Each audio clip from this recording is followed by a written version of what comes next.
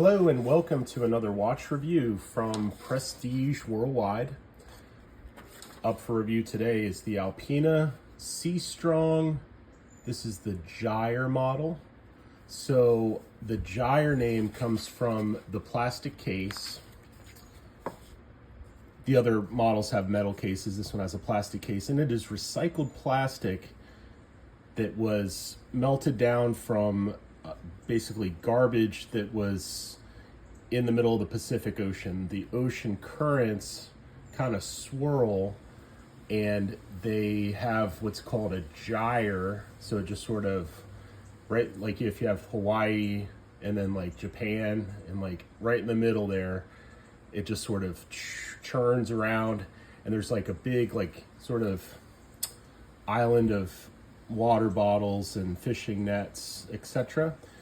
And they marketed this case as being at least partially recycled from plastic garbage recovered from the Pacific Ocean gyre.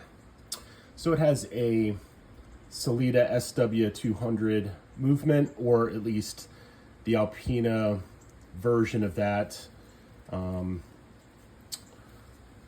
The watch is about 44 millimeters in diameter. We'll take a quick measurement on that, see what we got. Okay, so the shape of the case, we've got a couple different ways to measure it. Let's see if we can get the 44. Well, this thing's rocking a little bit more than what's advertised. Straight across. Okay, here we go. Straight across, 44.7. And then including the crown. Nobody does that though. We won't do that. But straight diagonal, and I'm measuring basically the 2 o'clock to the 8 o'clock there, 46.2. So it's pretty large watch, 12.3-ish millimeters thick. On our lug width, it's 22. And the lug to lug is about 50.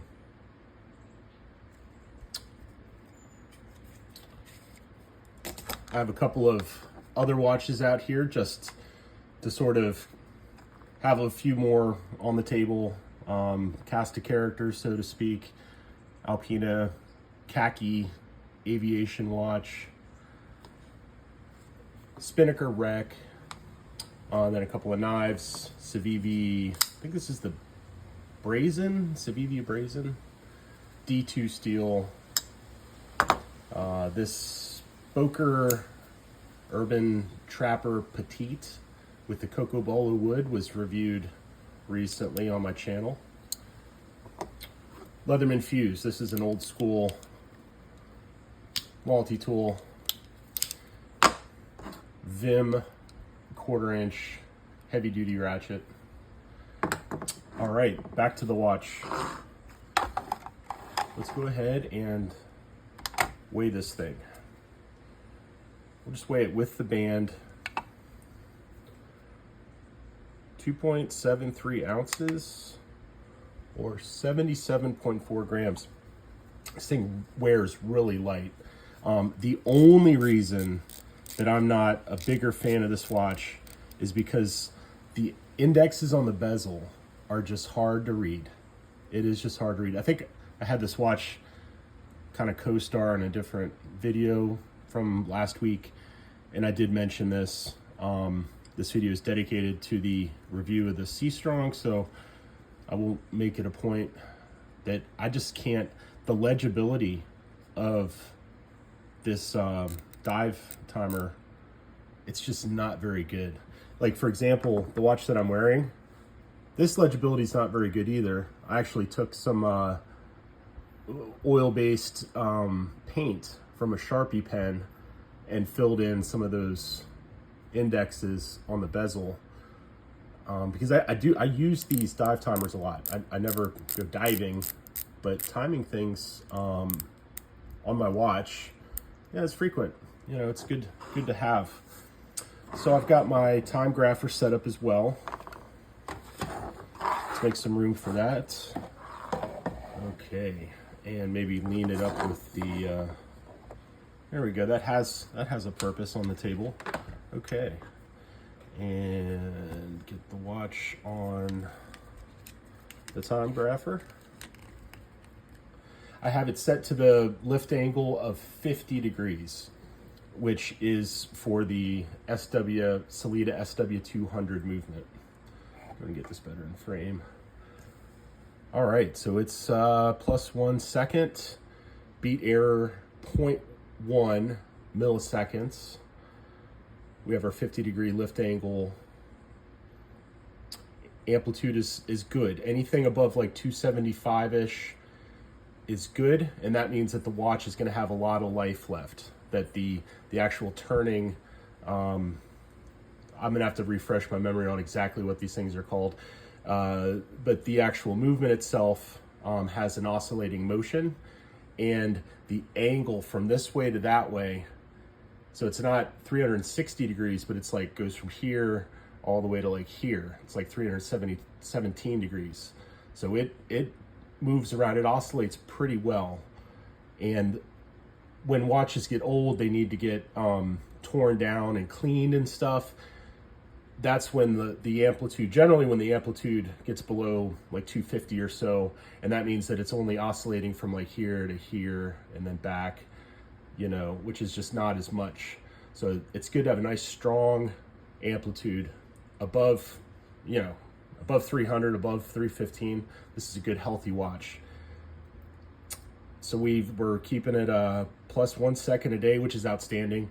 I have not regulated this watch. It's actually the first time on the time grapher. I did wear it for about a month or so when I first bought it like a year ago, and I noticed it kept extremely good time. I could have it on my wrist for a month and it would be within about a minute or less.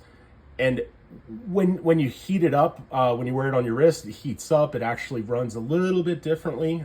I noticed it might have been even within a second a day at some points in time there. So very impressive accuracy, bulletproof movement, outstanding watch all around. The nylon strap here, I'm not a big fan of these NATO straps. I mean, they look cool. They're lightweight. I prefer silicone or leather more than I do the nylon. Let's take a look at this case back real quick. Okay, so this was made in Geneva, Switzerland, and it's rated to 30 atmospheres, which is 300 meters, which is about 1,000 feet. Not sure if anyone's actually dove. I guess maybe saturation diving when they're in that diving bell for like, I guess they go down in one day and get pressurized, but then when they're coming back up, they have to, it takes them like 2 weeks in a diving bell to depressurize back to, you know, our barometric pressure at sea level, or else nitrogen builds up in their blood and their blood boils. And from what I've heard, it's similar to if an astronaut jumps out of the airlock without his spacesuit on, his blood will boil, similar to a diver coming up too quick without acclimatizing or whatever they call it. All right, well, I think I've covered most of the bases today that I wanted to touch on. I appreciate you guys watching, and stay tuned for more watch reviews. Thanks.